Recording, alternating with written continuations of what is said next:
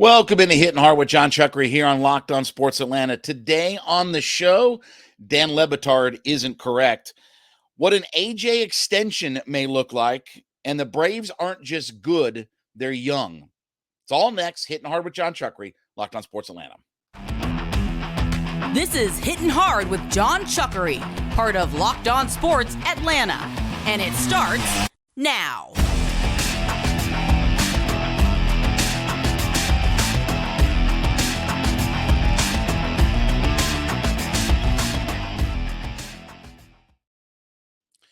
Hittin Hard is brought to you by FanDuel Sportsbook, the official sportsbook of Locked On. Make every moment more. Visit FanDuel.com/LockedOn today to get started. We ask you to subscribe or follow for free on YouTube or wherever you listen to all of your favorite podcasts. You can get the latest episodes of Hittin Hard as soon as they become available. Then give me a follow on my personal Twitter page at JMCH316. So as, Lamar Jackson tweeted out yesterday that, he asked on March 2nd to be traded and all that. And some people still just can't understand the idea of why the Atlanta Falcons are not interested in Lamar Jackson.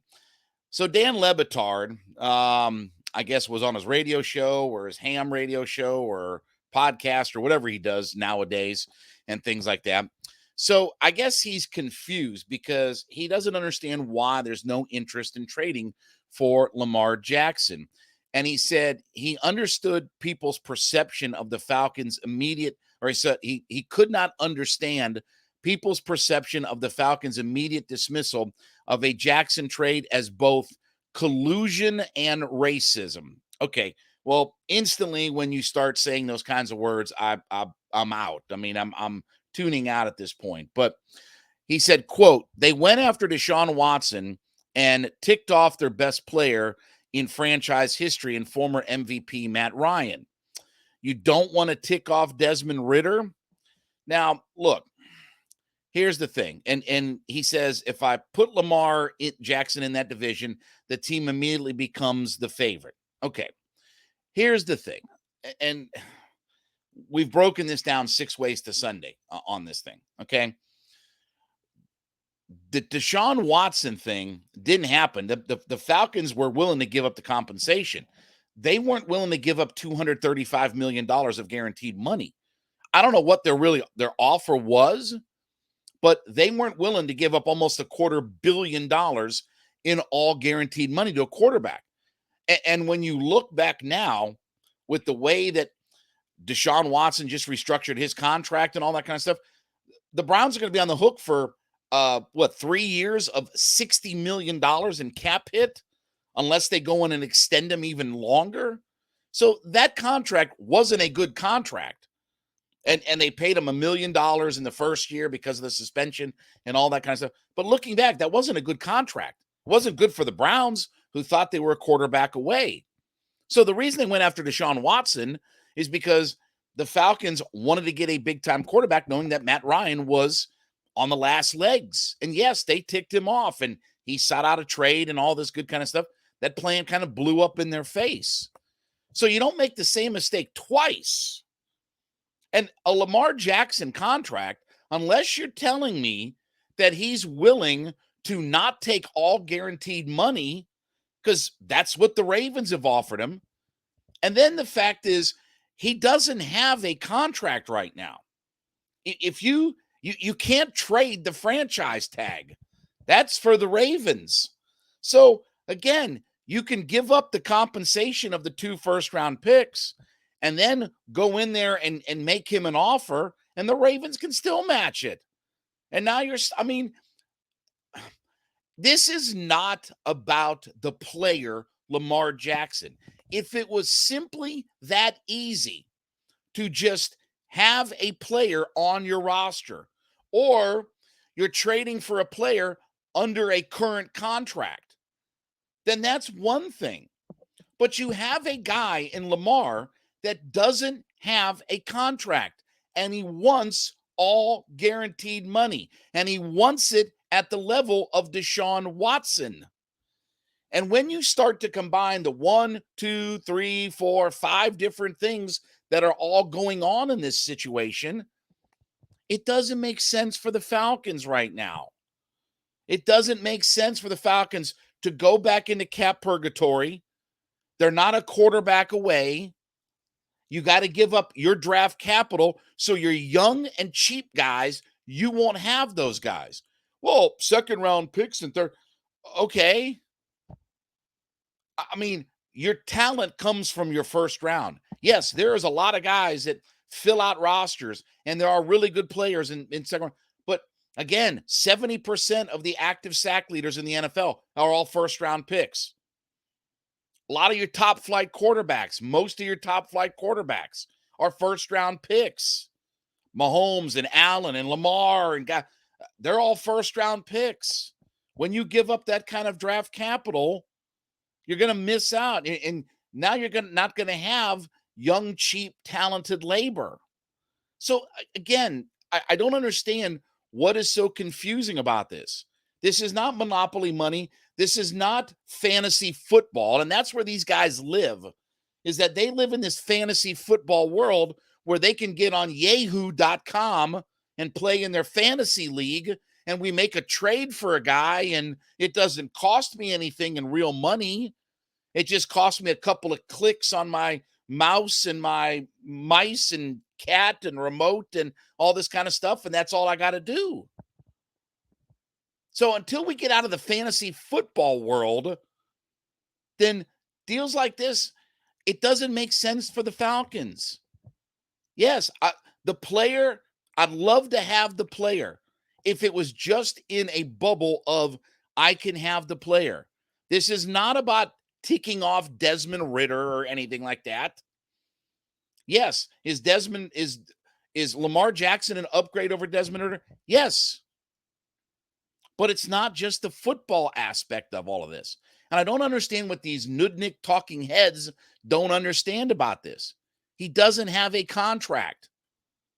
And no matter what you do, okay, no matter what you offer in trade compensation, contract, and all that kind of stuff, the veto power is with the Ravens. The Ravens can say, all right, we're going to match all of that. And now you're stuck. Now what do? It's not a matter of ticking off Desmond Ridder, but again, if you're going to make this kind of move, you got to be able to know that you're going to pull the thing off. And why are we not seeing all guaranteed? One contract that was guaranteed does not the NFL make. It throws off the entire model. Just because you had a nitwit owner, and he's an absolute nitwit, trust me, I know Jimmy Haslam. The guy was under FBI investigation for basically bankrupting Pilot and defrauding his customers. And Jimmy and D. Haslam, those two people are nitwits.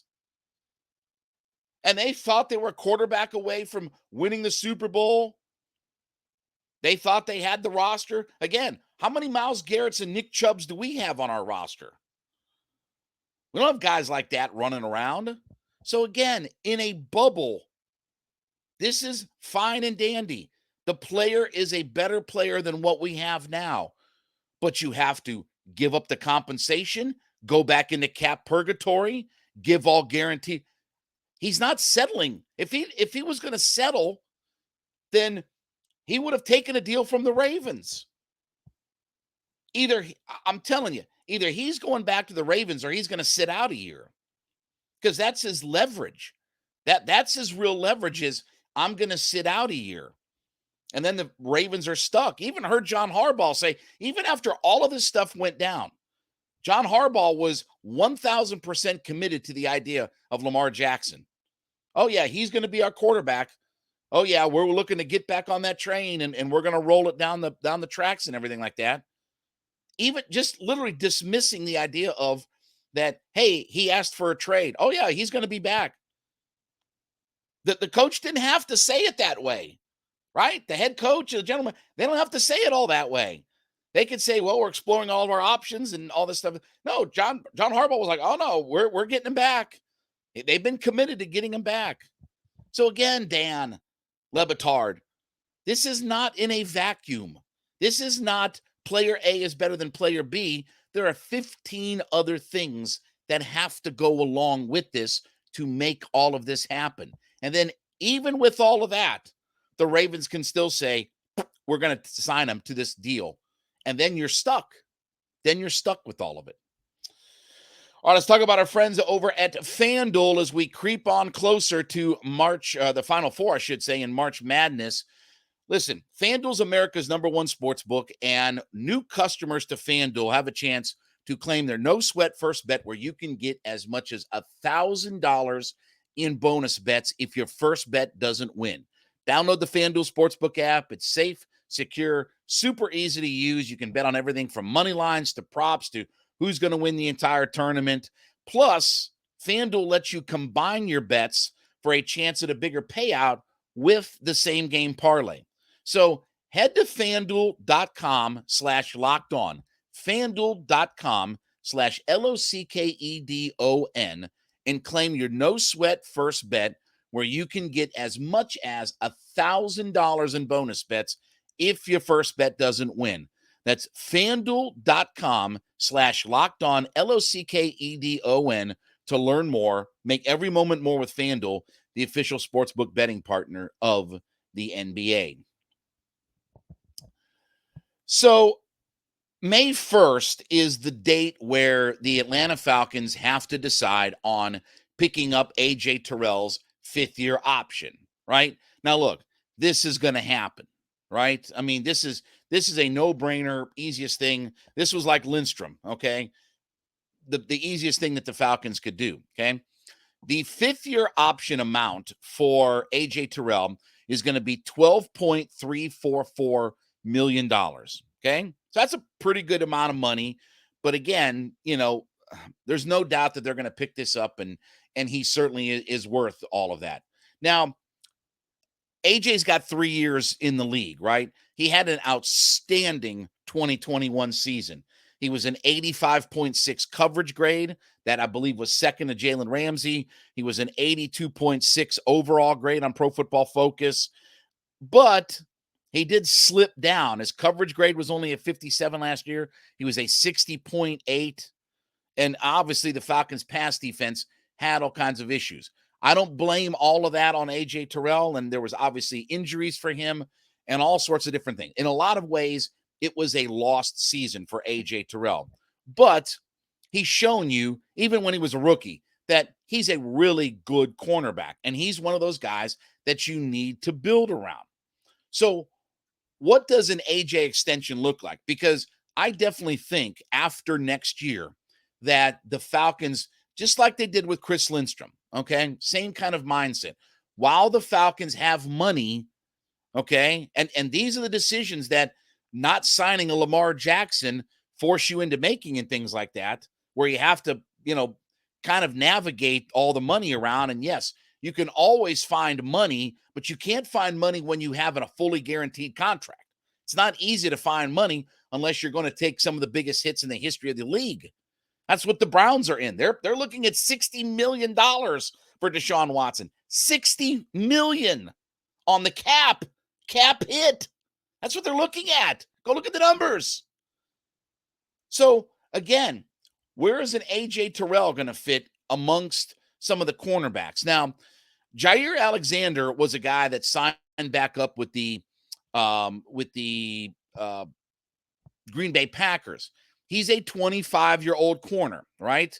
He signed a deal that was 4 years and $84 million. All right, that's the latest contract that we've had. Now, is A.J. Terrell a $20+ million corner? Probably by the time the market resets itself, and you look at past contracts, future performance, he's probably near that kind of range. I mean, a lot of these top corners nowadays are getting that $19-20 million. Alexander's a $21 million a year player. Xavier Howard's an $18 million a year player. Denzel Ward is a $20 million a year player. Marshawn Lattimore's a $19.5 million player. Marlon Humphrey is a $19.5 million player. Tre'Davious White's almost $18 million. And Jalen Ramsey's, up on over $18 million corner. So again, when we talk about some of these contracts and things like that, it's why teams don't want to get into guaranteed money, because you can find a lot of money and pay a lot of guys, and you kick the can down the road and different manipulative things for the cap. But when you give all guaranteed money to a guy, it's tough to do that. But I think A.J. Terrell is going to be a $20 million corner when all is said and done. And I know Falcons fans are probably like, how can we pay him $20 million a year? Because he's at a premium position. He's a really good player. Yes, again, last year was kind of a lost year for A.J. Terrell. And look, it's obviously going to be mightily important for the success of this franchise moving forward to have the A.J. Terrells. But again, what's the alternative? You don't pick up his option, or you don't sign him long-term, and then you're looking for another starting corner that plays at his level. And that's the thing that Arthur Smith, Terry Fontenot, that was the first thing that they talked about when the whole Matt Ryan situation went down and all this kind of stuff. And he was looking at trading, working out the trade for the Indianapolis Colts and all that kind of stuff. And they had their press conference. The first thing that they talked about was, we need to sign our own guys. We need to keep our own guys under contract. And they haven't been able to do that the last few years, right? Foye and guys like that, they weren't able to pay those guys what market value is. So when you look at an A.J. Terrell, that's the kind of guys that you've got to keep and build around. And he's at a premier position. Is he the same as an offensive or defensive lineman? No, but he's right there into that next tier mix or whatever. If you can get a shutdown corner, and I know people are going to say, well, A.J. Terrell's not a shutdown corner and all that. A.J. Terrell's a really good cornerback. And I want to see a full year of Casey Hayward. I would have loved to have seen Jalen Ramsey and A.J. Terrell. But anyway, Casey Hayward, A.J. Terrell, line up on the outside. They both stay healthy, and let me see what a year of that looks like. And obviously, I'm desperately counting on the idea that our pass rush is better. It can't be any worse than the last 2 years. When you have 39 sacks over a 2-year period, it can't be all that much worse for everything, right? So I want to see these guys come together. Excuse me 1 second. Nope. Thought I was going to sneeze there for a minute. So I want to see these two guys play a full season together and see what it can be. But AJ is going to be a $20 million kind of player. That's the going rate. That's the marketplace for these guys now. And it's just the reality of for guys that are that level. I mean, look, there's no question. AJ Terrell would get himself a $20 million a year contract if he get himself on the open market. I mean, teams are overspending all the time. And all it takes is one team to, again, with the Deshaun Watson contract, all it takes is one team to screw up the whole system or do something, out of the box. Not that AJ Terrell is going to get, $100 million guaranteed or something like that, but he's going to be a $20 million a year player. And Arthur Smith and Terry Fontenot made this a point to say, we need to sign our own guys. I don't have a problem paying AJ Terrell $20 million. He's a young stud cornerback. He's part of our long-term plans. He's part of the future of this organization. Maybe they'll get something done. I don't think that they'll get it done with like a Caleb McGarry type, which team-friendly deal. But it's going to cost you probably $20 million a year to have an AJ Terrell.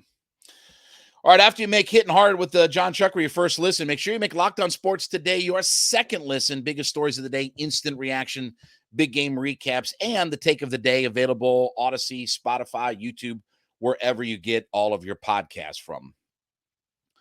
So Fox Sports put out their 26 and under rankings for Major League clubs. And when you look, the Houston Astros were number 1. The Baltimore Orioles were number 3. But coming in at number 2 was the Atlanta Braves. And they talk about here in the article that with Ronald Acuna, Ozzie Albies, Austin Riley, Michael Harris, all of their positional players, and then you factor in Spencer Strider, Ian Anderson, obviously Schuster, and obviously Dodd, now that they're in the rotation because Kyle Wright, and even Kyle Wright, although he's 26 years old, he's going to go on the IL. But when you look at this young core, it's not just that the Braves are really good, but it's the fact that they're so young. They don't have a lot of players that are aging out, right? Like they don't have all of these kind of, okay, on the downslope of your career and they're starting to age out. You think about that 2020 draft class where what we talked about the fact that Schuster was the first round pick. Strider was in that class. Bryce Elder was in that class. When you start to get guys that have a lot of impact young in their career after only 2 or 3 years of minor league ball, that's Michael Harris, that's Strider. Again, we're going to see Schuster this year. That's where you are. And when you can lock those guys up to, I'll say it, team-friendly deals, like they did with Ronnie, like they did with Ozzie, like they did with Strider, Michael Harris and all, when you can lock those guys up for the long term that are so young and so productive for your team, that's such a benefit to staying ahead of everything. And the fact that this team is so good, but at the same time that they're young, I don't know what we're, again, we've had 5 straight division titles. I don't know if we're going to get to 14 division titles or whatever like that. I could care less about that kind of stuff. I want World Series. I want 3 or 4 World Series championships. I want multiple parades. I don't want one parade out of 20 years. I want multiple parades, 3, 4, 5 parades. And the Braves, like what the Astros are, I mean, it's no coincidence that the Astros, are the number 1 team when you look at the Bregmans and different people like that. I mean, they're young and they're really good. And sometimes, few years ago, you have to take steps backward and different things like that to finally get good. And when you can draft as well as the Braves, I mean, the 2 things that the Braves have done really, really well. Number 1 is drafting players, but 2 is their player development. And I said this last week on the show. Their player development is outstanding. The fact that you have guys that are in the 2020 draft class that are up at the big league club and making impact. I mean, look, 2019, 2020, you think about the fact that when the pandemic hit, that the minor league season was canceled. So the fact that these guys are, from 19 and 20 coming up to make impacts on the big club, it speaks to how well their player development is in the minor league level. And obviously, look, how good is the Gwinnett Stripers, right? How good is that rock? I mean, Vaughn Grissom's down there. Shoemaker's down there, right? Ian Anderson, Soroka. Think about the guys that are running around and toiling around at Coolray Field in Buford. Like, think about how many good players are in that AAA club, that they're one injury or one moment away from being called up and being able to contribute to the big league club. So this is why the Braves are in such good position. It's the idea of how young they are. They were able to lock up several of these guys. And that's the thing. Look, this is an old playbook. This is not new, by the way. Okay. The Cleveland Indians did this decade, maybe more, I guess maybe 15 years ago. The Cleveland, 20 years ago, 25 years ago, the Indians did this back in the 90s with their players. They locked up Kenny Lofton and Albert Bell and Jim Thome and Manny Ramirez to team-friendly, longer-term deals. Now, again, it's different in 30 years ago than it is today, but they did the same thing with their young core of players.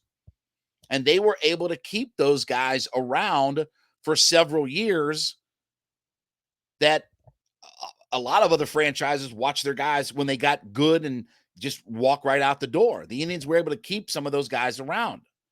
And that's a page out of the Alex Anthopoulos playbook is you have these guys locked up for the long term. You've got Riley and Olsen and Ozzie and Ronnie and everybody locked up, and Strider and all that good kind of stuff.